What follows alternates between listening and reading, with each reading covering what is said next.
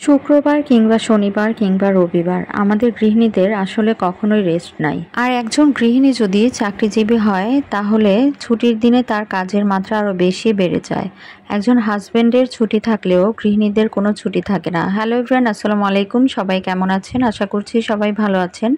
তো আজকে আবার নতুন আরেকটি ভিডিও নিয়ে আপনাদের মাঝে হাজির হয়ে গেলাম। তো বরাবরের মতো আজকের ভিডিওটাও সকাল সকাল শুরু করে দিলাম। তো প্রতিদিন যেটা করি সেটাই আজকেও রুটি বানিয়ে নেব। তো আজকে হচ্ছে সকালবেলায় আমার ছোট ছেলেটা আমার সাথে সাথে উঠে গিয়েছিল, যার কারণে হচ্ছে ওকে নিয়ে আমার রুটি বানিয়ে নিতে হচ্ছে। তো কি আর করার, ও আগে আগে আজকে উঠে গিয়েছে, যার কারণে হচ্ছে ও আশেপাশে এটা ওটা ধরছে, এটা ওটা ফেলে দিচ্ছে, একবার এপাশে আসছে তো আরেকবার ওপাশে যাচ্ছে। এই যে দেখুন, এখন আবার আটার উপর হামলা করেছে। এতক্ষণ তো আলু পেঁয়াজ নিয়ে খেলা করছিল, এখন হচ্ছে আটাগুলোকে ধরবে, এটাকে মাখবে, এটাকে নষ্ট করবে। তো আমি দিচ্ছিলাম না, যার কারণে হচ্ছে ও আমার দিকে তাকিয়েছিল।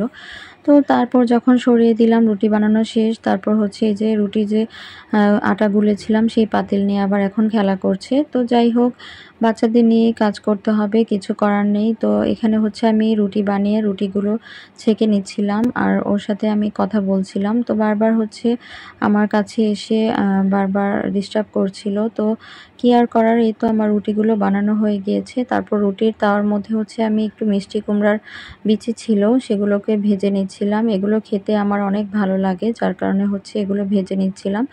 তো তারপর হচ্ছে নাস্তা টাস্তা করে ওদেরকে খাইয়ে দেয়ে তারপর এখানে হচ্ছে আমি দুপুরে রান্নাবান্নার প্রস্তুতি নিচ্ছিলাম।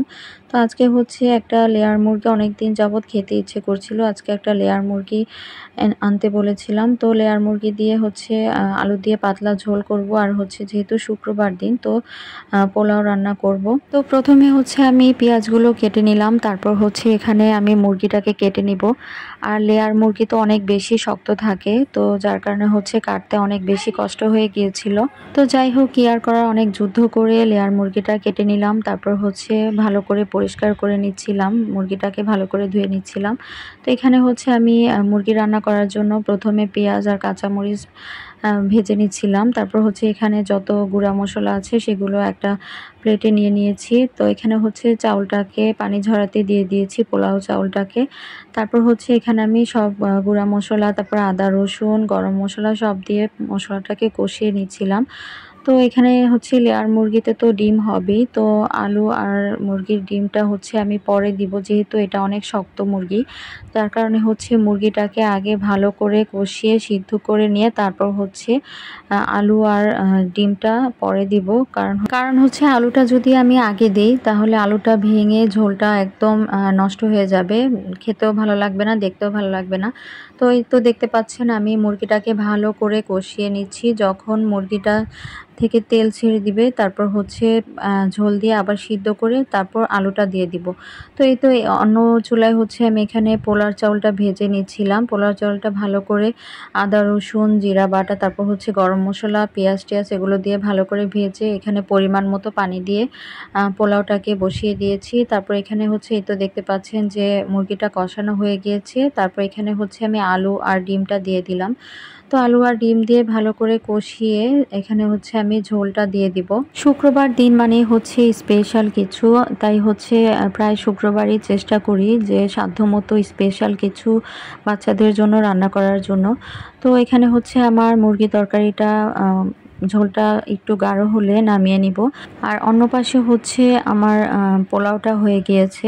তো এই যে দেখতে পাচ্ছেন যে আমার মুরগির তরকারিটা কত সুন্দর কালার এসেছে আর পোলাওটাও হয়ে গিয়েছে। তো দুপুরে খাবার দাবার সেরে এখানে হচ্ছে আমি চাউল ভিজিয়ে রেখেছিলাম, আতপ চাউল বাড়ি থেকে এনেছিলাম। তো সেগুলো দিয়ে হচ্ছে আমি আজকে চিতই পিঠা বানাবো। কিন্তু চিতই পিঠাটা আজকে বানাতে যে হচ্ছে একদমই মনটা খারাপ হয়ে গেল, কারণ হচ্ছে চিতই পিঠাটা একদমই ফুলেনি। কেন ফুলেনি জানি না। অন্য সময় দেখা যায় যে আমি মাটির পাতিলের চিতই পিঠাটা বানাই, তো ওটার মধ্যে হচ্ছে ফুলে, কিন্তু এই চিতই পিঠার সাজটা হচ্ছে নতুন এনেছিলাম, তো এটার মধ্যে পিঠাটা কেন ফুলেনি জানি না। তো তারপর হচ্ছে যেমনই হোক পিঠা টিঠা খেয়ে তারপর এখানে আম কেটে নিচ্ছিলাম সবার জন্য। তো যাই হোক, আজকের ভিডিওটা আপনাদের কেমন লেগেছে অবশ্যই কমেন্টস করে জানাবেন, আর যদি ভালো লেগে থাকে লাইক কমেন্ট শেয়ার করে দিবেন। আর আমাদের চ্যানেলটা যারা সাবস্ক্রাইব করেছেন তাদের অসংখ্য ধন্যবাদ, আর যারা সাবস্ক্রাইব করেননি তারা অবশ্যই চ্যানেলটা সাবস্ক্রাইব করে দিবেন। সবাই ভালো থাকবেন, সুস্থ থাকবেন, আমাদের জন্য দোয়া করবেন, আমাদের চ্যানেলের পাশেই থাকবেন। আল্লাহ হাফেজ।